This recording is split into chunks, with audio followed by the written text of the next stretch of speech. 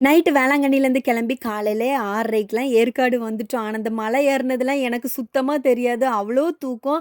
ஆனா வந்து கொஞ்சம் ஜில்லுன்னு இருந்துச்சு. ஆனா, அந்த பனிமூட்டமா அந்த மாரிலாம் இல்ல. இது வந்து ஒரு வேள சீசன் இல்ல போல.